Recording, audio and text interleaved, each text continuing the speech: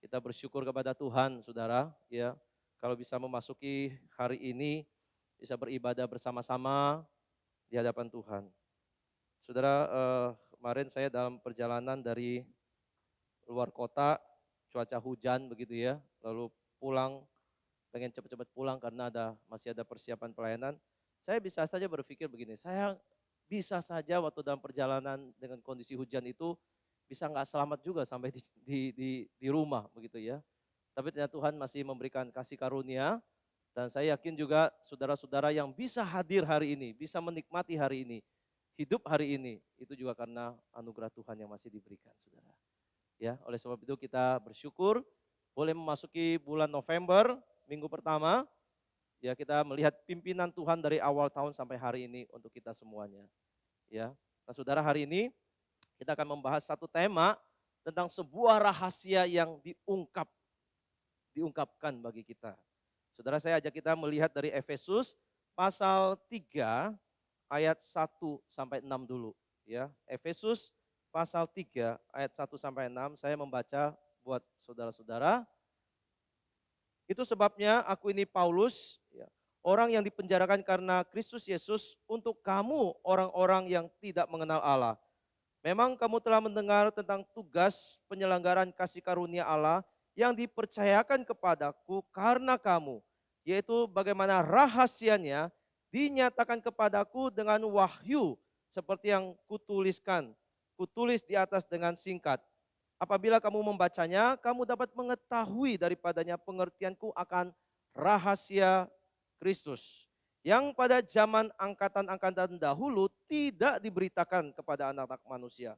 Tetapi yang sekarang dinyatakan di dalam roh kepada rasul-rasul dan nabi-nabi yang kudus. Yaitu bahwa orang-orang bukan Yahudi karena berita Injil turut menjadi ahli-ahli waris dan anggota-anggota tubuh dan peserta dalam janji yang diberikan dalam Kristus Yesus. Nah, saudara sekalian, hidup kita ini adalah hidup yang misterius, bukan? Beberapa menit ke depan saja kita tidak tahu apa yang terjadi. Ini semua terselubung menjadi rahasia bagi kita. Ya sudah nggak mungkin bisa menebak-nebak, tapi persis apa yang terjadi di depan kita ini kita sangat-sangat tidak bisa mengetahuinya. Dan oleh sebab itu hidup itu begitu misterius. Apa yang terjadi dengan anak-anak muda yang hari ini sekolah, ya tiba-tiba ke depan ini akan menjadi orang seperti apa juga belum tentu diketahui, bukan? Ya, hari ini mungkin bisa ngambil jurusan ini, tiba-tiba nanti hari depannya itu bisa berbelok dari jurusan yang berbeda. Saya jurusannya bukan teologi awalnya, tapi Tuhan membelokkan hidup saya akhirnya menjadi hamba Tuhan. Sesuatu yang saya nggak duga di waktu itu, tapi terjadi di dalam hidup kita. Ya, atau yang bekerja seperti apa ekonomi kita di hari-hari depan ini dengan kondisi sekarang ini. Ya, yang pertemuan G20 akan bahas salah satunya itu, tentang isu global tentang ekonomi di dunia ini. Apa yang terjadi di tahun depan kita juga nggak tahu, saudara. Di tahun depan kita lebih masuk di dalam situasi pilpres, ya, politik seperti apa, kondusif atau tidak kondusif, memperkuat ekonomi kita atau justru banyak hal-hal yang terjadi. Kita juga nggak tahu, saudara, apa yang terjadi seperti itu. Tuhan akan berikan pemimpin seperti apa, apakah sebaik hari ini yang sekarang atau tidak, kita pun semua masih meramal-ramal itu ya, meramal-ramalkan, memprediksikan, dan semua nggak pasti, saudara. Ini semua misteri bagi kita, bukan? Hanya Tuhan yang bisa mengetahui itu semua, saudara. Demikian juga dengan iman kita, saudara. Iman itu sesuatu yang rahasia, punya rahasia selubung yang besar yang kita nggak ketahui. Kalau saya boleh tanya saudara, kapan saudara tahu saudara itu betul-betul percaya Tuhan? Ada yang bisa mengangkat tangan dan saya tahu persis kapan dan bagaimana saya percaya Tuhan. Saudara, saya sendiri merasakan, nggak tahu persis kapan saya itu betul-betul percaya Tuhan, beriman kepada Tuhan. Yang saya tahu begini saudara, saya bisa ceritakan momen yang global, tapi detailnya seperti apa saya nggak tahu. Waktu saya masih di umur SD, saya pindah dari Kalimantan ke Jakarta, saudara. Dibawa orang tua ke sini. Dan sebelum saya ke Jakarta, saya sempat ketemu guru sekolah minggu saya di sana, di GKKB. Lalu dia berpesan kepada saya, kalau kamu ke Jakarta, jangan lupa cari gereja. Jangan lupa cari gereja. Karena dianggap merantau jauh, nggak tahu bagaimana kondisinya, jangan lupa cari gereja. Sudah saya nggak tahu kenapa kalimat itu membuat saya sangat terharu dan tersentuh. Dan membuat saya akhirnya bertekad di dalam hati, saya akan cari gereja. Saya berjanji di situ. Nah saudara, begitu saya sampai Jakarta, saya daftar ke sekolah negeri, dan saya duduk dengan seorang eh, Tionghoa juga, ya, dan dia ke gereja, dan dia ke GKK. Saudara. Saya tanya, boleh nggak saya ikut kamu ke gereja hari Minggu? Nah di hari Minggu itu pertama kali saya datang, sampai hari ini sudah saya ada di GKK. Meskipun saya pernah meninggalkan untuk studi, untuk pelayanan, tapi saya ada di GKK sampai hari ini. Saya bingung juga satu hal, saya tidak pernah seingat saya, hari Minggu itu nggak pernah nggak gereja, saudara. Seandainya saya sakit pun, saya sakitnya nggak pernah sakitnya di hari Minggu sampai hari ini. Jadi boleh dibilang tidak pernah absen satu kali pun. Dari sejak saya pertama kali menginjakan kaki di GKK sampai hari ini. Saudara. Wah sudah begitu saya lihat, ini sebuah rahasia yang saya nggak tahu sampai hari ini. Kapan persis momen itu datang, membuat saya sungguh-sungguh Roh Kudus bekerja, memberikan iman, menaruh iman, dan saya bisa bertekad sampai hari ini. Apa sebabnya? Apa yang menjadi rahasianya? Sampai hari ini masih tanda tanya buat saya. Ya, kapan Tuhan itu bekerja, menaruh iman itu di dalam hati saya. Saudara sekalian, mungkin banyak di antara kita juga hari ini nggak tahu. Ya kapan sih saya sungguh-sungguh percaya Tuhan, di dalam momen apa saudara. Ini menjadi sesuatu yang rahasia dan misteri. Seperti yang memang firman Tuhan katakan saudara. Di ulangan 29 ayat 29. Hal-hal yang tersembunyi ialah bagi Tuhan Allah kita. Tetapi hal yang dinyatakan ialah bagi kita dan bagi anak-anak kita sampai selama-lamanya. Supaya kita melakukan segala perkataan hukum Taurat ini. Dari sini kita mendapat prinsip ada hal yang memang Tuhan nyatakan untuk kita ketahui. Tetapi juga ada banyak misteri, rahasia yang tidak terbuka. Tidak diketahui semua orang. Sampai waktu nanti kita bertemu dengan Tuhan, baru kita jelas. Nah saudara sekalian, ya, kalau Allah tidak mewahyukan dirinya untuk kita ketahui, maka mustahil bagi kita untuk mengenal Tuhan. Kalau Allah tidak berinisiatif membuka diri, memperkenalkan dirinya, hari ini manusia pun tidak bisa mengenal Tuhan dan tertutup akses itu.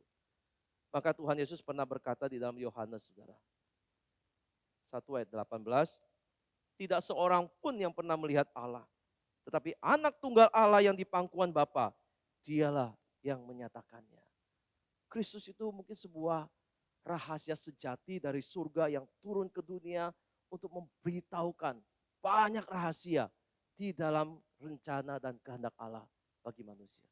Dan hari ini kita merenungkan suatu rahasia yang amat penting bagi kita. Ya, yang berkaitan dengan kita, saudara. Status kita, keberadaan kita hari ini. Jika kita tidak melihat rahasia ini diungkap, dan ini masih misteri, maka keberadaan kita mungkin tidak ada. Berkumpul bersama-sama hari ini di dalam gereja Tuhan. Menjadi umat Tuhan. Bagaimana ini bisa terjadi? Nah saudara, saya pernah mendapat pertanyaan dari salah satu guru sekolah minggu yang saya pernah layani di gereja, di satu gereja. Dia bertanya tentang siapa sih umat Allah sebenarnya. Pertanyaannya begini saudara, apakah umat pilihan Allah itu dari awalnya itu adalah orang Yahudi, orang Israel. Lalu tiba-tiba di dalam tengah-tengah perjalanan itu ada revisi rencana Tuhan. Lalu karena Israel itu bebal, gagal, tanda kutip. Lalu Tuhan buka kesempatan itu kepada bangsa-bangsa lain. Jadi seperti ada revisi bukan di dalam rencana Tuhan. Atau dia bertanya, umat Tuhan itu sebetulnya awalnya memang dari semua bangsa. Hanya di dalam penyingkapannya di dalam sejarah dunia ini, itu dilakukan secara progresif, secara bertahap. Sehingga kita melihatnya kok tersegmen-segmen. Tapi bagi Allah, Allah membukanya secara perlahan-lahan. Nah, saudara, menurut saudara mana yang tepat? Ya. Kalau orang Yahudi di dalam perjanjian lama itu mereka mengerti umat Tuhan itu Israel saja. Yang lain bukan. Tidak termasuk, saudara. Nah ini memang menjadi sebuah misteri rahasia yang tersimpan berabad-abad, belasan abad di dalam perjanjian lama sejak kitab itu ditulis. Saudara. Ya. Makanya kita melihat saudara ya, dikatakan memang benar kalau Mesias itu berasal dari Yahudi, betul. Ya. Tetapi dari sejak kejatuhan manusia di dalam dosa, Tuhan sudah memberikan seperti satu rencana, seperti satu janji, satu penginjilan, satu berita Injil di situ. Bahwa keturunan perempuan itu nanti kelak akan meremukkan kepala ular. Berarti ini semua mengalahkan si jahat, si iblis, kuasanya semua ditaklukkan di bawah kaki keturunan perempuan. Nah, ini berita baik saudara. Ini berita Injil di awal sekali. Proto Injil yang orang sebut sebagai itu. Nah saudara kita lihat ya di dalam janji Allah ini. Pertama kali itu disampaikan kepada Adam. Adam termasuk Hawa tentunya sebagai perwakilan manusia, seluruh umat manusia. Dan kita lihat waktu itu belum ada Israel, belum ada Abraham bahkan, belum ada orang-orang Yahudi. Saudara.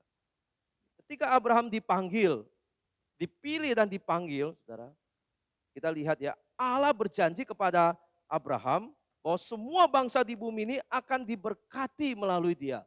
Semua bangsa diberkati melalui dia. Ada kata semua bangsa.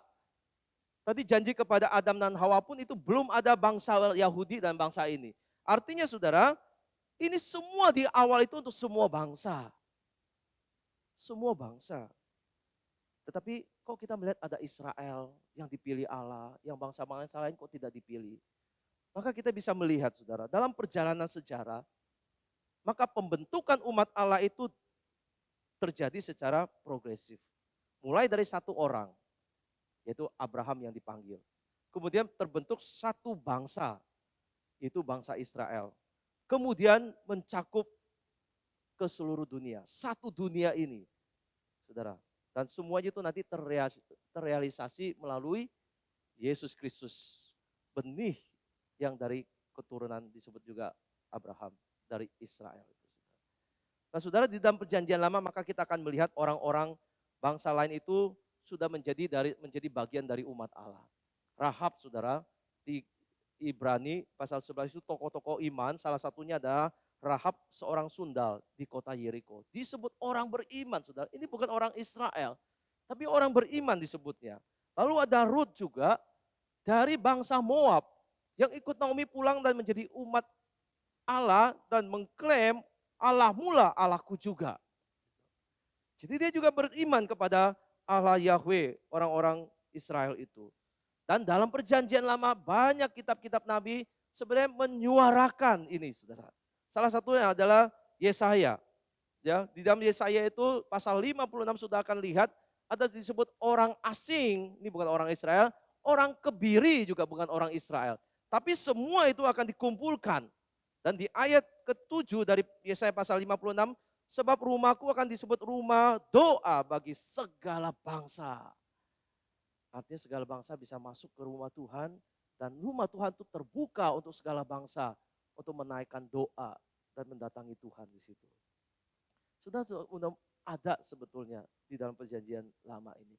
Tapi kita akan lihat lebih jelas lagi kemudian di dalam perjanjian baru.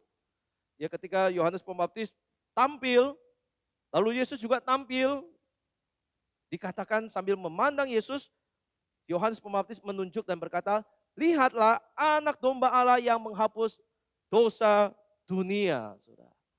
Dosa dunia, bukan dosa Yahudi, bangsa Israel, tapi dosa dunia. Jelas saudara, kalimatnya jelas, dunia. Yesus datang untuk menghapus, mengampuni dosa orang-orang yang ada di dalam dunia ini.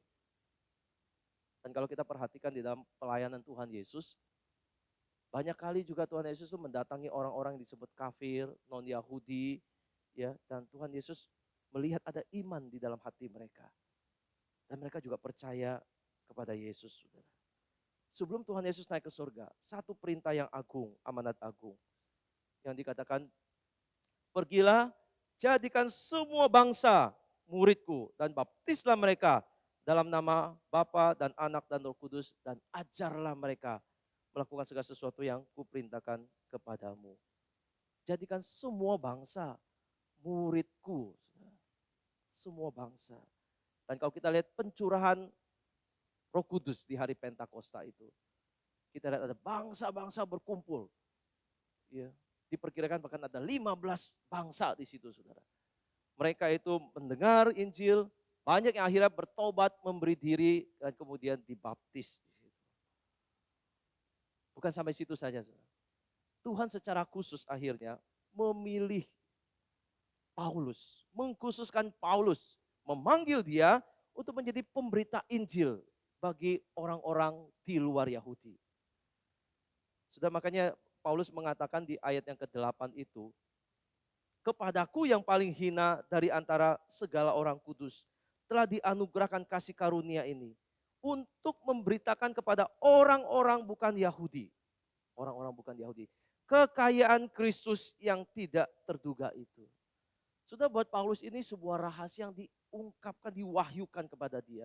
Awalnya dia pun tidak mengerti rahasia ini, sudah. Dia juga hanya mengerti umat Allah seperti orang-orang dalam perjanjian baru, yaitu orang Israel saja. Ataupun sudah kalau lihat Petrus, lebih jelas lagi Petrus itu menolak. Bangsa lain itu digambarkan seperti bangsa yang najis.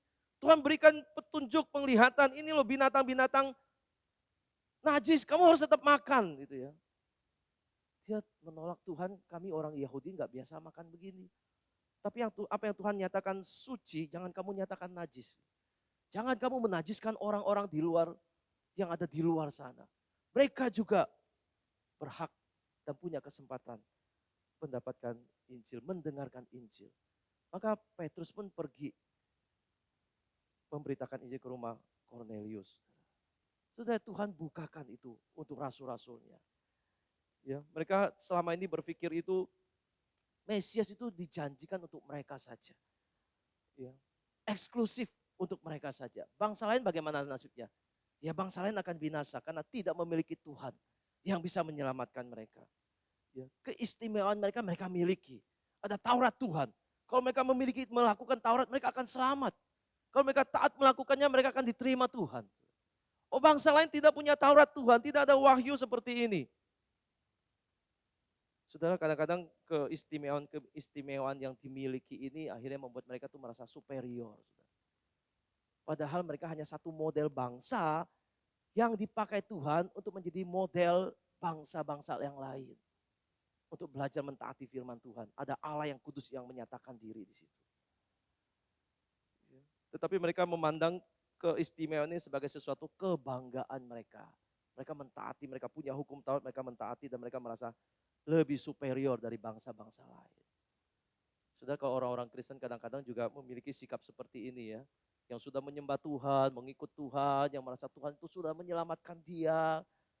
Terkadang-kadang kita merasa senior, sudah lama mengikut Tuhan. Kita melihat kita itu lebih rohani, lebih benar, lebih superior, lebih bisa, tanda kutip ya, kita sudah banyak melayani, kita lebih diterima Tuhan. Daripada orang-orang yang baru percaya, yang belum melakukan apa-apa. Ya, sudah konsep-konsep seperti ini salah. Tuhan pernah berkata yang dahulu bisa menjadi yang terakhir, sudah. Yang terakhir bisa menjadi yang terdahulu di dalam kerajaan Allah. Jadi sebetulnya betul-betul kita itu sama di hadapan Tuhan. Tuhan melihat semua bangsa itu dan Tuhan mengasihinya. Hanya Israel itu sebagai satu model yang Tuhan pakai. Tapi bukan berarti orang ini boleh sombong dan arogan. Sudah sekalian sama seperti perumpamaan anak yang hilang. Ya, ada anak sulung, ada anak bungsu. Anak sulung ini mewakili orang-orang yang merasa dirinya benar, dirinya layak, ya, yang tanda kutip ya hampir tidak berdosa, tidak melakukan hal-hal yang memalukan orang tuanya, papanya, saudara. Ya ini kelompok-kelompok yang menganggap dirinya istimewa, ada rabi-rabi, mungkin ada imam-imam dan ahli-ahli Taurat. Semua merasa dirinya betul-betul istimewa, saudara. Ya, memiliki sesuatu yang membanggakan papanya. Tapi ada juga orang-orang yang kelompok seperti anak bungsu. Ya ini mewakili kelompok-kelompok orang yang merasa dirinya berdosa, tidak layak diterima lagi. Ya, dosanya begitu besar. Sampai anak bungsu ini kembali ke rumah pun merasa, saya nggak layak lagi diterima sebagai anak. Jadikan saya salah satu upahan saja. Bayangkan saudara, saking nggak merasa dirinya layak itu mau menjadi orang yang tidak dianggap sebagai anak. Tapi Allah kan tidak begitu saudara. Allah tetap memanggil orang-orang yang merasa tidak layak, merasa diri berdosa, merasa yang dikucilkan, yang terbuang. untuk menjadi anak-anak Tuhan. Sudah orang-orang Yahudi itu berpikiran seperti itu ya, seperti anak-anak sulung. Yang lain gak layak diterima Tuhan. Memandang bangsa-bangsa lain itu tidak menerima anugerah Tuhan. Mereka lah yang layak menerimanya. Saudara, jika Allah tidak mewahyukan rahasianya kepada rasul-rasul atau kepada nabi-nabinya, maka nggak ada orang yang diutus. Kalau nggak ada orang yang diutus, maka orang-orang di luar Yahudi sampai hari ini masih hidup di dalam ketidakpengharapan. Sebagai orang-orang yang malang, orang-orang yang akan binasa. Dan kita ini adalah orang-orang di luar Yahudi, saudara. Kita bukan orang-orang Yahudi. Kalau menurut pandang orang Yahudi, kita nggak layak diselamatkan.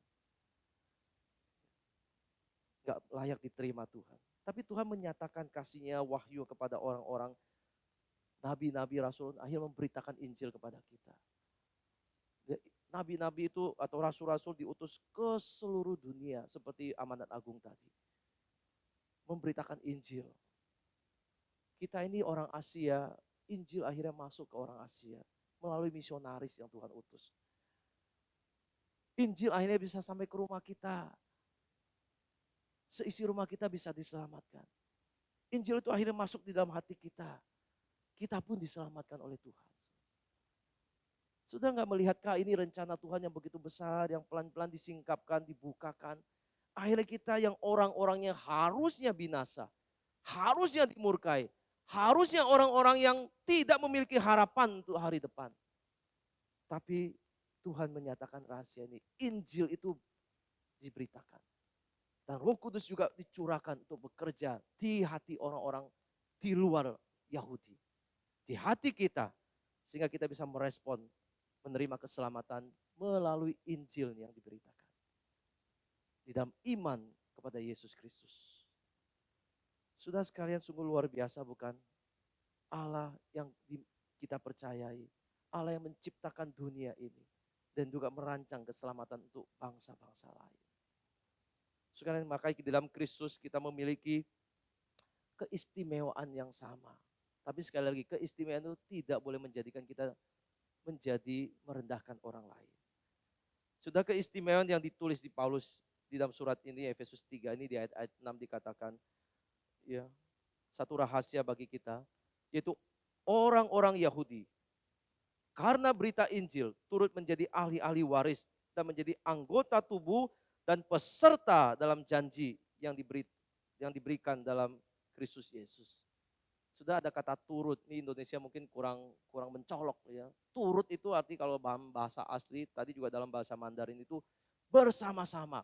Jadi bersama-sama mewarisi, sama-sama ahli waris, sama-sama anggota tubuh, sama-sama adalah pengambil janji atau peserta janji. Jadi sama-sama saudara. Kita dan orang-orang Yahudi sama-sama ahli waris, anggota tubuh, dan peserta dalam janji.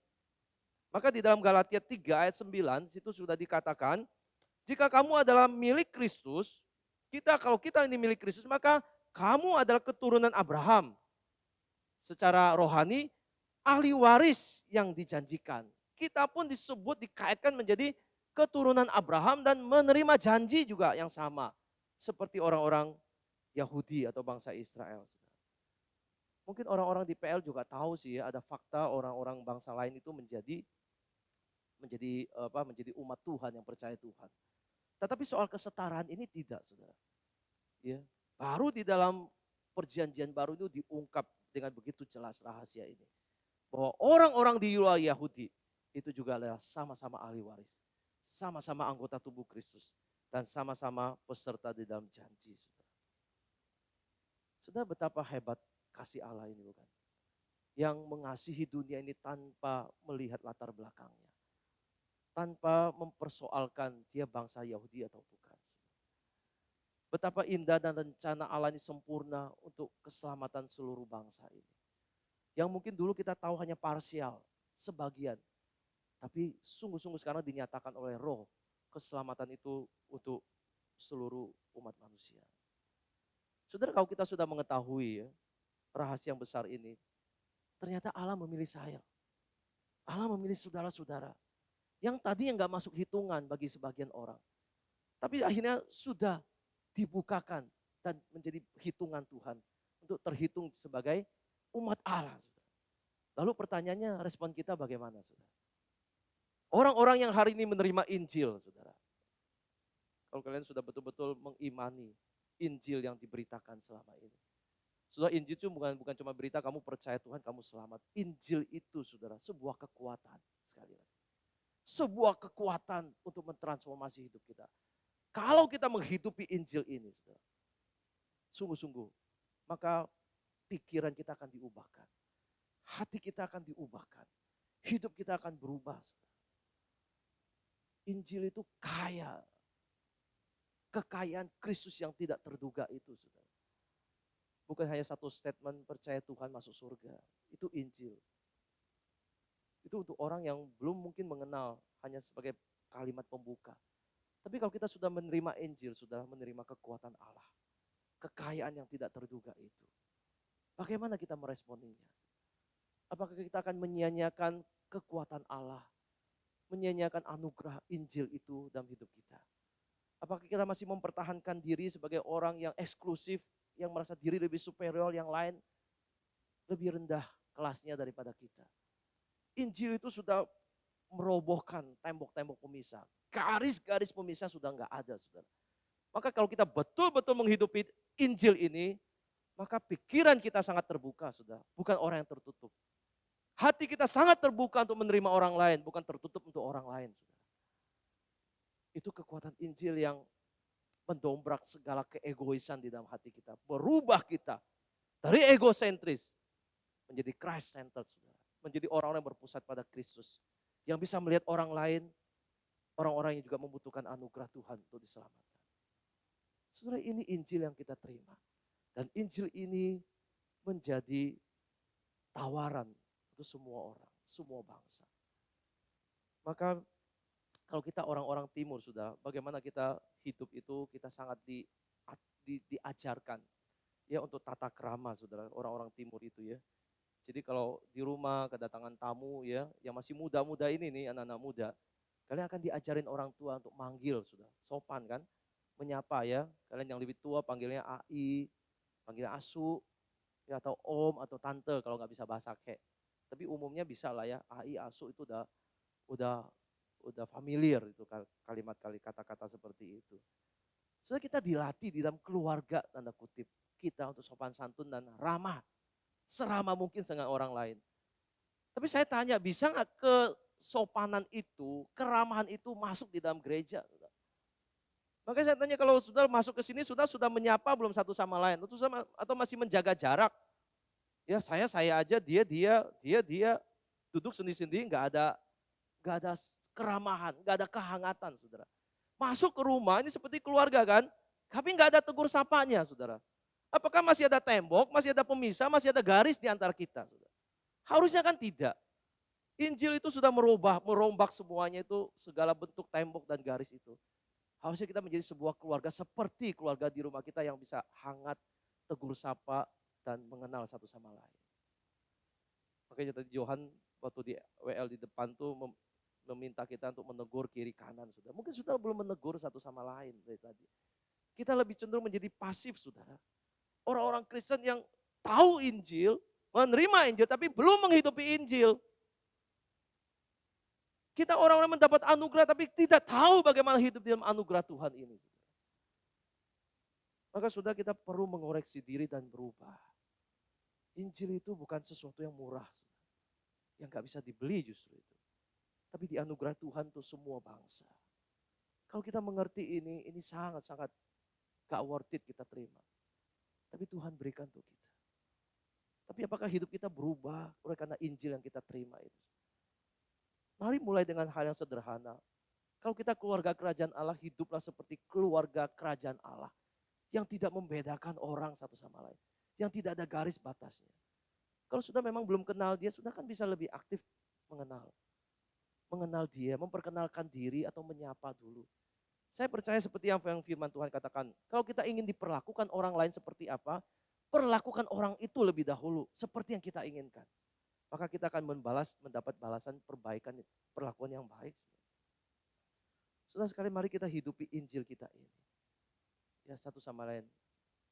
Mulai mulai menyapa, mulai berinteraksi, mulai menunjukkan keramahan, hospitality kita kepada banyak orang. Meskipun kita bukan orang yang ramah, tapi kita belajar, saudara. Ada memang orang-orang sangat introvert, tapi belajar, saudara. Saya percaya Injil itu akan merubah kita, kekuatan itu. Saya merindukan jemaat GKK menjadi jemaat yang sungguh-sungguh ada dimanapun, tegur sapa, keramahan itu, perhatian itu terjadi di antara kita sebagai keluarga kerajaan Allah. Karena kita sudah dipersatukan dari berbagai suku, bangsa yang berbeda di dalam Injil karena berita Injil. Maka kita jangan lagi membangun tembok lagi, memisahkan diri sendiri lagi, terkurung, terisolasi. Enggak. Anak-anak muda juga sama harusnya. Jangan menyendiri lagi, keluar dari kesendirian karena kita keluarga. Bersahabatlah, bangunlah komunitas, bangunlah gereja bersama-sama, aktif terlibat. Saudara, ini semangat yang kita sebut dengan semangat inkarnasional Kristus di dalam dunia. Kristus meninggalkan tempatnya di surga. Ya, kemuliaannya ditinggalkan, bahkan hak-haknya ditinggalkan untuk masuk ke dalam dunia, menjadi manusia, bersahabat dengan manusia, tinggal di tengah-tengah manusia untuk menyelami dan untuk menghapus dosa manusia. Dia datang untuk merendahkan diri, melayani, bukan untuk dilayani. Dia datang untuk mencari orang-orang berdosa. Sudah, ini inkarnasional spirit yang harus kita miliki. Keluar dari posisi kita, turun dari posisi kita, untuk menjangkau orang, untuk merangkul orang, untuk melayani orang, untuk menjadi berkat bagi orang lain. Sudah, saya berharap gereja ini juga menjadi gereja, menjadi berkat bagi lingkungan. Bukan hanya di antara kita, ada banyak bangsa-bangsa lain yang juga membutuhkan kekuatan Injil untuk merubah hidup mereka. Dan biarlah ini juga dirasakan oleh mereka. Saudara sekalian, biar firman Tuhan ini boleh mengajar kita untuk sungguh-sungguh hidup, kembali melihat rahasia Injil yang diberikan kepada kita, dan bagaimana kita hidup dan meresponinya dengan baik. Saudara, mari kita siapkan hati kita di hadapan Tuhan untuk merenungkan firman Tuhan dan sekaligus juga menyiapkan hati kita untuk masuk di dalam perjamuan kudus.